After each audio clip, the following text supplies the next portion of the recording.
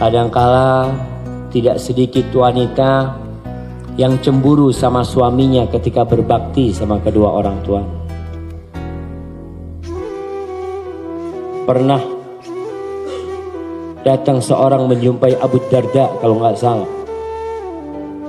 Dia mengatakan, "Ya Abu Darda, inna ummi amaratni an utallika imra'ati." Ibuku nyuruh aku menyeraikan istriku. Ibuku memerintahkan kepada aku agar aku mentolak istriku. Apa kata sahabat ini? Aku mendengar Rasulullah sallallahu alaihi wasallam bersabda, "Al-walid awsatu abwabil jannah." Orang tua tuh, ibu tuh pintu surga yang paling indah. Fa in syi'ta fahfadz dzalikal bab au adhi'hu. Kalau engkau mau, engkau jaga tuh pintu. Engkau jaga itu pintu atau engkau abaikan itu pintu. Maka para wanita, anda nasihatkan para lelaki awal.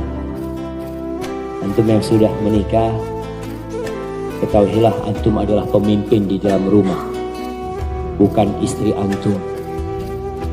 Kewajiban antum adalah memberikan hak-hak istri antum.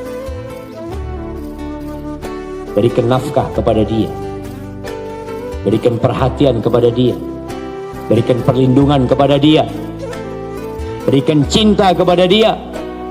Tapi jangan lupa, antum punya kewajiban berbakti kepada bapak ibu antum. Istri, kasih nasihat dia untuk membantu antum berbakti kepada ayah ibu antum. Gak perlu istri tahu berapa jumlah uang suami. Gak ada jemaah. Memang ada aturan yang dibuat oleh manusia yang mengatakan kalau suami menikah dengan istri, hartanya suami jadi milik istri, hartanya istri jadi milik suami. Ini sama mengadopsi dari aturan-aturan yang ada di luar sana.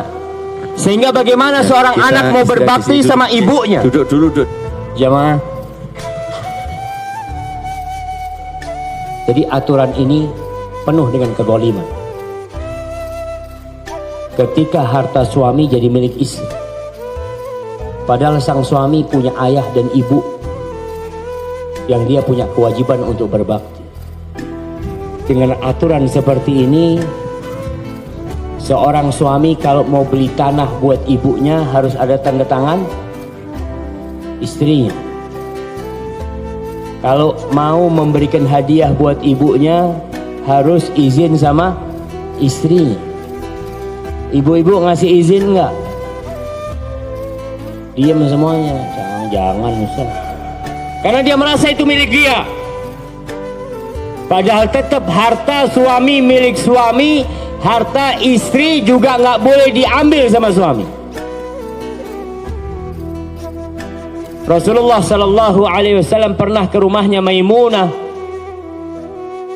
Lalu dia mengatakan kepada Rasul sallallahu alaihi wasallam, "Ya Rasulullah, apa engkau tahu aku sudah membebaskan budakku?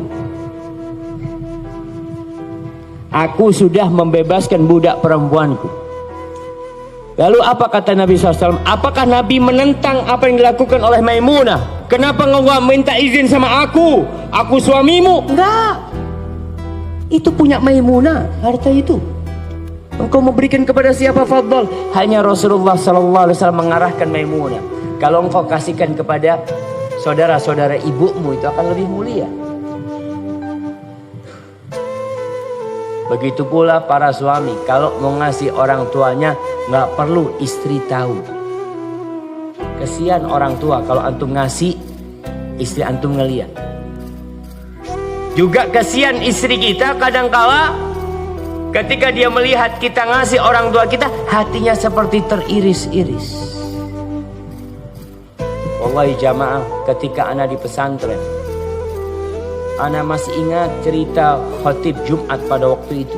Nggak tahu dia cerita dapat dari mana. Dia ceritakan di atas mimbar Jumat bahwasanya ada seorang wanita yang datang ke toko anaknya. Datang ke toko anaknya. Datang ke toko anaknya, biasa dia datang minta duit sama anaknya. Jangan sampai ibu kita minta duit sama kita, jemaah. Jangan sampai. Antum yang seharusnya berikan kepada ibu antum, kepada bapak antum, tanpa meminta. Ini ibu biasa datang ke toko anaknya, ngomong, "Nak, ibu mau belanja ini, nak." Sang anak biasa ngambilkan duit. Antum tahu sistem toko dulu, di belakangnya timbangan itu ada, biasa ada laci ya, di situ kasih. Setelah berulang kali, suatu hari dia mau kasih ibunya, ada istrinya di toko, dipegang tangannya suaminya. Enak banget kau kasih terus ibu, jadi kebiasaan dia minta-minta. Sang suami gak jadi ngasih ibunya sedih pula.